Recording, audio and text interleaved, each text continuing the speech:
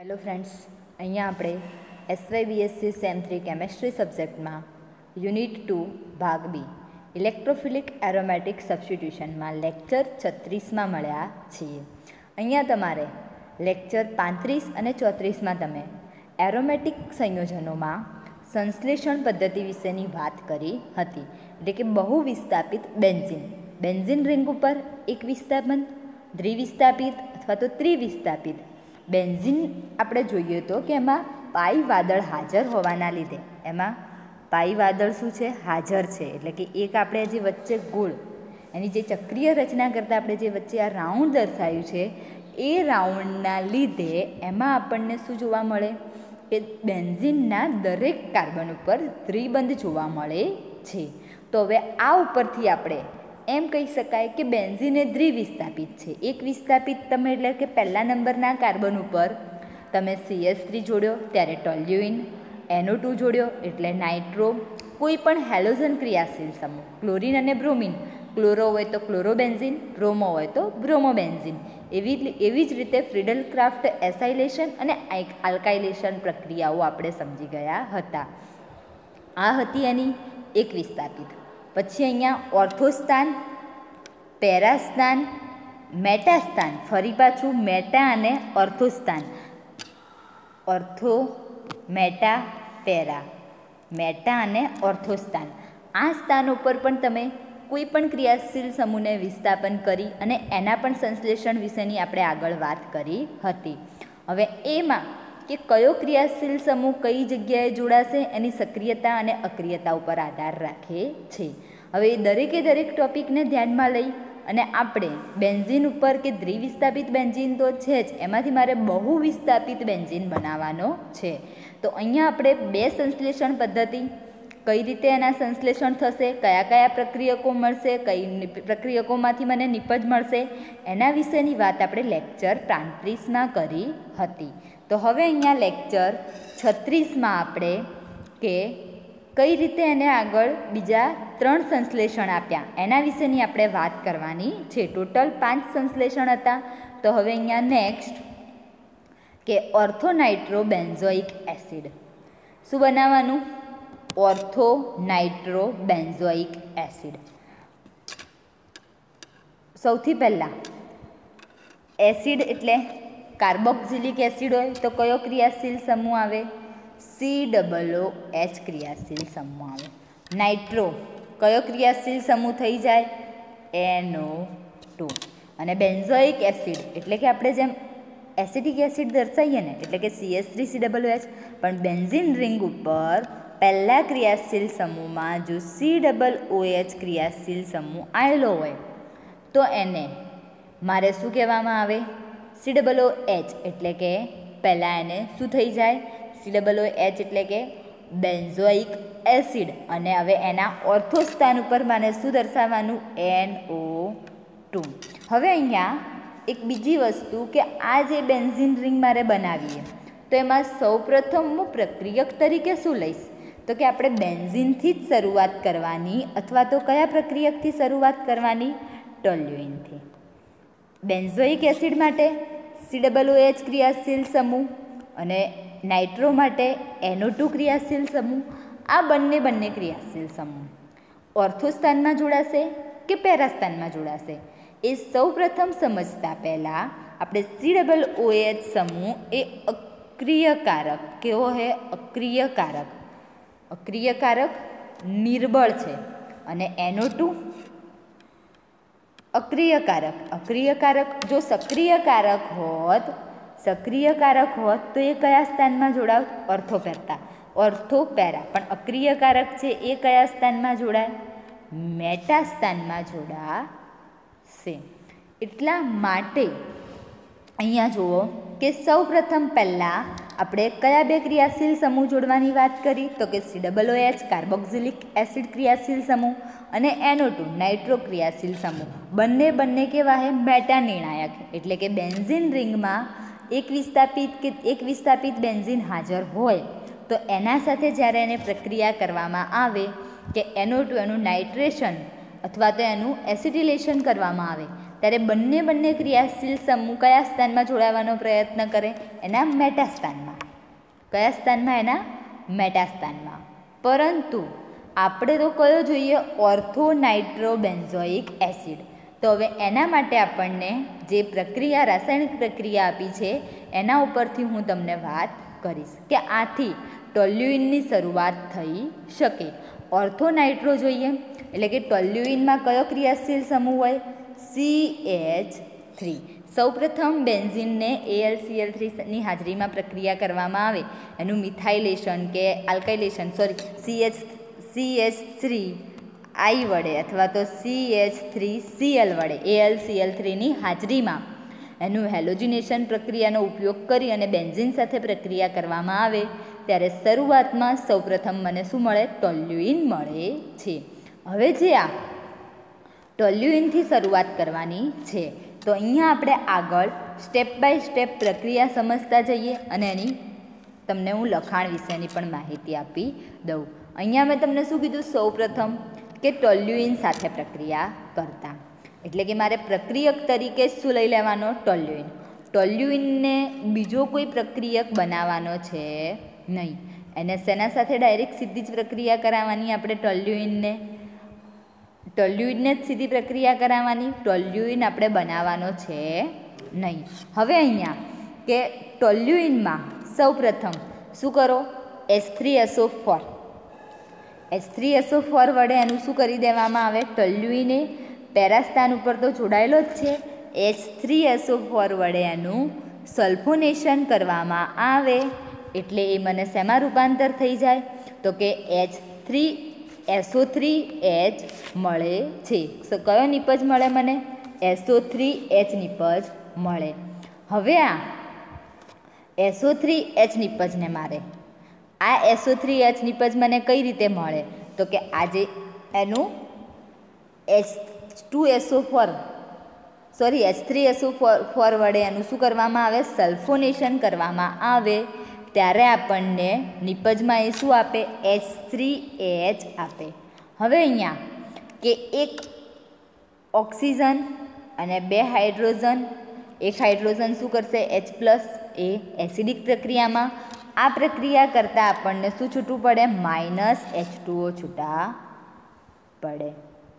હવે આ જે સલ્ફોનેશન થઈ ગયું એ સલ્ફોનેશનને H2SO4ની હાજરીમાં 50% H2SO4 ઉમેરવામાં આવે તો એમાંથી એ શું બનાવી દેશે આપણને? NO2 અને આ બાજુ શું મળે? CH3. બે વાર પ્રક્રિયા થાય. એકમાં તમે HNO3 ઉમેરી દો તો તમને અહીંયા NO2 મળે અને H2SO4 મળે એટલે કે અહીંયા H3OH એ શું થાય? તમારો ત્યાં પડ્યો રહે. પણ જો તમે ફક્ત એકલી જ H2SO4 વડે પ્રક્રિયા કરો તો આ જે તમારો અહીંયા SO3H હતો એ શું કરે? ત્યાંથી જતો રહે. હવે અહીંયા આપણે આની જે વાત કરી એના પ્રમાણે આપણે ફરીથી એકવાર પ્રક્રિયા જોઈએ આપણા નિયમોના આધારે કે એના 3 નિયમો હતા ટોટલ. તો કે સૌપ્રથમ પહેલાં બાઇન્ડિંગ એજન્ટ વાપરવામાં આવે. આપણે લેક્ચર 35માં વાત કરી હતી કે બાઇન્ડિંગ એજન્ટ વાપરવાનો એટલે કે CH3 એ કેવો છે? એના ઓર્થો પેરાસ્થાનમાં ક્રિયાશીલ સમૂહ જોડવા દેશે. એ સક્રિયકારક નિર્બળ પ્રક્રિયક છે. એટલે કે એ CH3 શું કરશે? એના ઓર્થો અને પેરાસ્થાનમાં નવા કોઈ પ્રક્રિયકને શું કરશે? જોડાવા દેશે. હવે એના ઓર્થો પેરાસ્થાનમાં પ્રક્રિયક જોડાવા દે તો હું ડાયરેક્ટ જ એનું H2SO4ની હાજરીમાં એનું HNO3 વડે શું કરું? હું નાઇટ્રેશન કરી દઉં તો મને શું મળે પ્રક્રિયક તરીકે? પેરાનાઇટ્રો અને ઓર્થો નાઇટ્રો. તો બંને સાથે મળે. કોઈ એકને મારે રિમૂવ કરવો પડે અને કોઈ એકને મારે ઓર્થો નાઇટ્રો જરૂરી છે એટલે મારે ઓર્થો નાઇટ્રોને શું કરવો પડે? પ્રક્રિયામાં આગળ લઈ જવો પડે. પણ અહીંયા એવું કરીએ તો આપણને પાછો બંનેને અલગ કરવો શું પડે? મુશ્કેલ પડે છે. એટલે કે સૌપ્રથમ અહીંયા જુઓ નીચે વાક્ય લખ્યું કે અહીં પ્રથમ સલ્ફોનેશન દ્વારા પેરાસ્થાનને શું કરવામાં આવે? રોકી અને પછી એનું શું કરવું પડે, નાઇટ્રેશન કરાય છે. એટલે કે મારે ઓર્થો કરતાં પેરા કેવો હોય, વધારે સક્રિયકારક છે. એટલે કે હું પેરાનાઇટ્રો ટોલ્યુઇન બનાવી દઉં તો મને પ્રક્રિયા કરવામાં શું થાય, બહુ જ મુશ્કેલી પડે છે. માટે અહીંયા પહેલાં બાઇન્ડિંગ એજન્ટ તરીકે મારે શું લઈ લેવો પડે, સલ્ફોનેલિક એસિડ એટલે કે ટોલ્યુઇન, પેરાસલ્ફોનેલિક ટોલ્યુઇન બનાવવો પડે. અને પછી એનું 50% H2SO4 વડે શું કરવામાં આવે, એનું સલ્ફોનેશન કરવામાં આવે. HNO3ની હાજરીમાં જ થાય આ પણ પ્રક્રિયા. એટલે કે એ ઓર્થોસ્થાનથી ત્યાંથી જે SO3H હતો એ શું કરે, ત્યાંથી દૂર થવાનો પ્રયત્ન કરે અને NO2 ત્યાં શું કરાય, ઉમેરાઈ જાય છે. હવે અહીંયા CH3નું કે અહીંયા જુઓ શું લખ્યું કે હવે જે આપણે અહીંયા મારે શું જોતો હતો, ઓર્થો નાઇટ્રોબેન્ઝોઇક એસિડ. એટલે કે આ જે CH3 હતા એમાં K2Cr2O7 અને ઓક્સિજનની હાજરીમાં મારે એનું શું કરવું પડે, ઓક્સિડેશન પ્રક્રિયા કરવામાં આવે છે. એટલે કે CH3માંથી મને શેમાં રૂપાંતર મળી જાય, COOHમાં રૂપાંતર મળે. એટલે કે મને ઓર્થો નાઇટ્રોબેન્ઝોઇક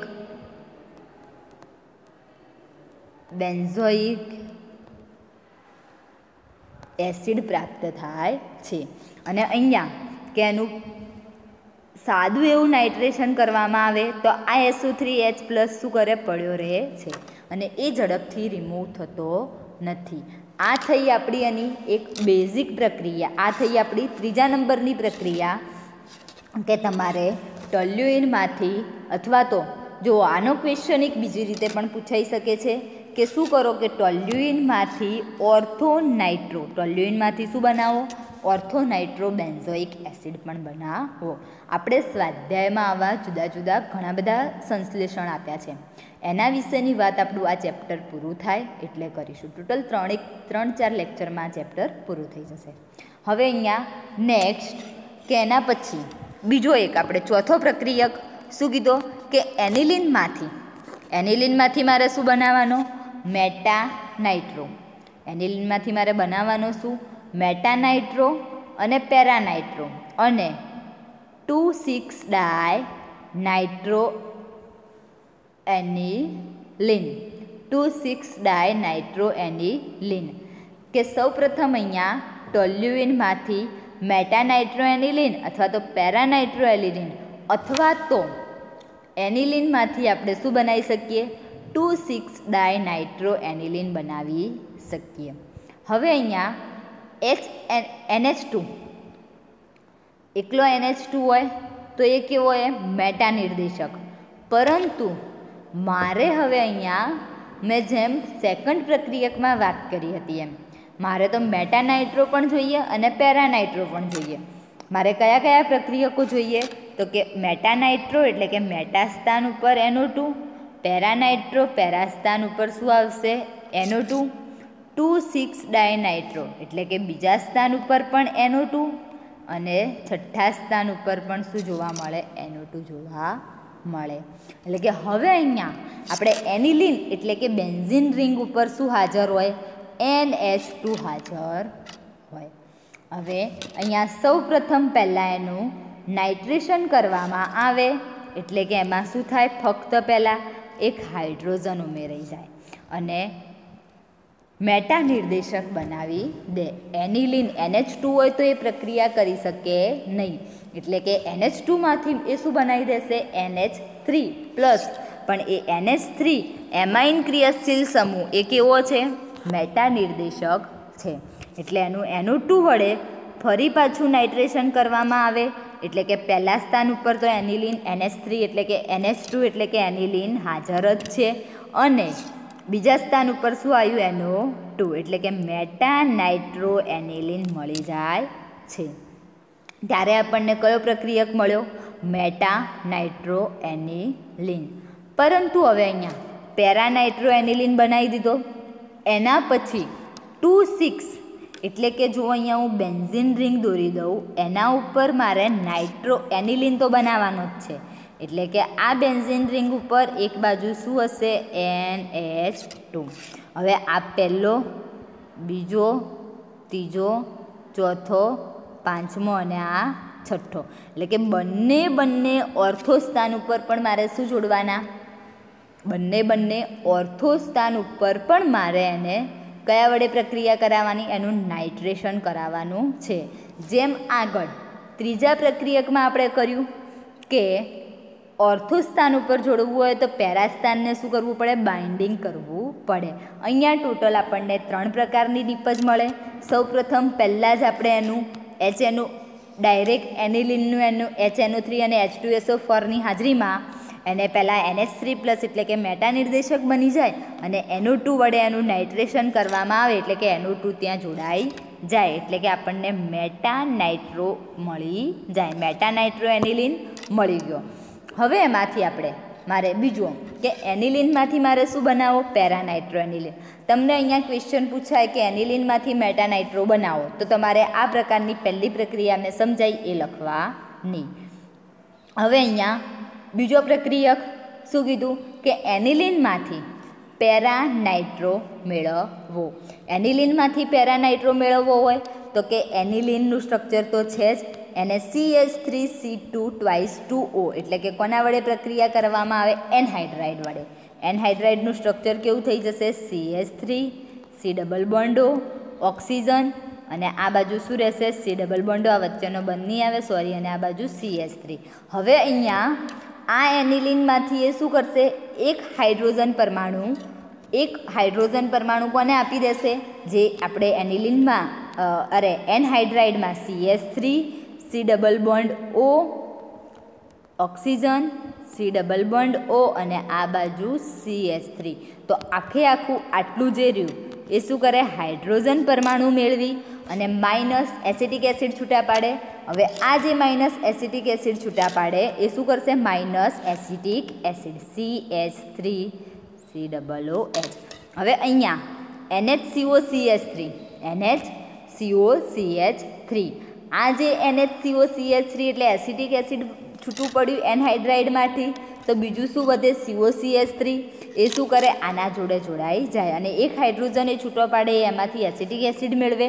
હવે આ જે મળ્યો એમાંથી ફરી પાછું મારે આ જે મેં અહીંયા લખી દીધું માઇનસ એસિટિક એસિડ એનું મારે શું કરવું પડે કે HNO3 જેમ 25% એટલે કે 25% HNO3 વાપરી અને એનું હું નાઇટ્રેશન કરાવું તો સૌપ્રથમ આ પણ કેવો છે? ચક્રીયકારક ઓર્થોપેરા નિર્દેશક એટલે કે એ ઓર્થોપેરા સ્થાનમાં જોડાવાનો પ્રયત્ન કરે. તો સૌપ્રથમ પહેલાં કયા સ્થાનમાં જોડાય? નાઇટ્રો સ્થાનમાં એટલે કે NO2. અને હવે અહીંયા મંદ H વડે એટલે કે મંદ HCl સાથે મંદ કોઈ પણ પ્રક્રિયક HCl સાથે પ્રક્રિયા કરવામાં આવે તો એમાંથી જે આપણો આ COCH3 હતો એ શેમાં રૂપાંતર થઈ જાય? CH3COCl ક્લોરોકાર્બોમિથેન જેવું આપણને રૂપાંતર થાય છે અહીંયા. હવે અહીંયા જે NH હતો એમાંથી મેં શું પાછો મેળવી દીધો? NH2. આ થઈ મારી પેરા નાઇટ્રો એનિલિનની પ્રક્રિયા કે પેરા સ્થાન ઉપર કયો ક્રિયાશીલ સમૂહ આવેલો? નાઇટ્રો. અને ત્રીજા સ્થાન ઉપર નાઇટ્રો એટલે કે મેટા સ્થાન ઉપર કયો ક્રિયાશીલ સમૂહ આવેલો? નાઇટ્રો. હવે મારે બીજો કયો મેળવવાનો? આમાં આપણે ટોટલ 3 પ્રક્રિયાઓ સમજવાની છે એટલે કે 2,6-ડાયનાઇટ્રો એનિલિન. 2,6-ડાયનાઇટ્રો એનિલિન હવે કઈ રીતે મેળવશો? તો કે જે આપણે અહીંયા NHCOCH3 બનાવ્યો એ NHCOCH3માંથી જ જે NHCOCH3 બનાવ્યો હતો એમાંથી જો હું 2 પ્રકારે પ્રક્રિયા કરું. એક પહેલા પ્રકારે મેં શું કરાવી દીધું? નાઇટ્રેશન. પહેલા પ્રકારે મેં એનું શું કરાવી દીધું? NHCOCH3માંથી નાઇટ્રેશન. પણ ફરી પાછું આનું હું H2SO4 વડે પ્રક્રિયા કરાવું એટલે કે સલ્ફોનેશન કરું તો SO3H એ શું કરે? SO3H એટલે કે એનું સલ્ફોનેશન થઈ જાય અને પેરાસ્થાન ઉપર એરિયો શું કરી જાય? પેરાસ્થાન ઉપર એરિયો બ્લોક કરી દે એનું પેરાસ્થાન. એટલે કે NHCOCH3 જે છે એ આપણે NHCOCH3 માટે મેં H2SO4 વડે એનું સલ્ફોનેશન કરું તો પેરાસલ્ફોનેલિક NHCOCH3 વાળી મને બેન્ઝીન રિંગ ઉપર નિપજ મળે.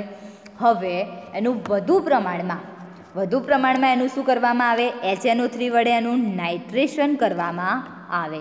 એટલે કે બીજા અને ચોથા, કેમ કે આ બંને કેવા છે ક્રિયાશીલ સમૂહ, સક્રિય ઓર્થો પેરા નિર્દેશક છે. કે જે નવો કોઈ ક્રિયાશીલ સમૂહ આવે એ કઈ જગ્યાએ જોડાવા દે, તો કે સક્રિય ઓર્થો પેરા નિર્દેશક હોવાથી એ નવો જે કોઈ ક્રિયાશીલ સમૂહ આવે એ ઓર્થો પેરા નિર્દેશન સ્થાનમાં જોડાવા દે છે. માટે કે વધુ પ્રમાણમાં એનું નાઇટ્રેશન કરવામાં આવે તો જે બેન્ઝીન રિંગના બંને ઓર્થો સ્થાન શું કરી દે, એ બ્લોક કરી દે. હવે મારે અહીંયાથી SO3H ને શું કરવો પડે, દૂર કરવો પડે. એટલે કે જો 90% H2SO4 સાથે પ્રક્રિયા કરવામાં આવે તો એ ત્યાંથી શું થઈ જાય, SO3H ત્યાંથી શું થઈ જાય, દૂર થઈ જાય છે. અને NO2 વાળો મને ઓર્થો સ્થાનમાં શું મળે, 2,6-ડાયનાઇટ્રોએનિલિન મળે. આપણે ફરી પાછું એનો નંબરિંગ આપી અને સમજી લઈએ કે 2, 1, 2, 3, 4, 5 અને આ 6, આ 6 અને આ 2, એટલે કે 2,6-ડાય અને નાઇટ્રો અને NH2 ઉપર જે બેન્ઝીન રિંગ હતું એટલે તો મેં તમને સૌપ્રથમ એનિલિનની જ વાત કરી હતી. આ થઈ આપણી આજે આપણે આ લેક્ચરમાં ટોટલ 2 સંશ્લેષણ પદ્ધતિ ભણ્યા. હજુ એક સંશ્લેષણ પદ્ધતિ બાકી છે. અહીંયા પણ આપણે એનું એના ફરી પાછું આપણે 50%એ આ પ્રક્રિયા બુકમાં પણ અધૂરી આપી, 50%એ કે 90%એ H2SO4 વડે પ્રક્રિયા કરવામાં આવે તો આપણે અહીંયાથી SO3H+ બાઇન્ડિંગ એજન્ટ શું કરવામાં આવે, દૂર કરવામાં આવે. આપણે ટોટલ 3 નિયમો ભણ્યા હતા સંશ્લેષણ કરતાં પહેલાં, કે સૌપ્રથમ જે પણ સ્થાન વધારે સક્રિય હોય એ સ્થાનને શું કરી દો, એના એવા કોઈ ક્રિયાશીલ સમૂહ વડે એને બાઇન્ડિંગ કરી દો. એ બાઇન્ડિંગ એજન્ટ બીજા તબક્કામાં શું કરી દો, દૂર કરી દો. અને પછી એમાં કે જે તમારે નવા કોઈ પ્રક્રિયક એક તો તમે જોડી દીધા હશે, પછી એમાં તમે એનું કે આપણે રિડક્શન કે ઓક્સિડેશન પણ કરવામાં આવે છે. આ આપણી ટોટલ પ્રક્રિયાઓ જે છે એ દરેક પ્રક્રિયાના નિયમો આપણે આગળના લેક્ચરમાં ભણી ગયા હતા.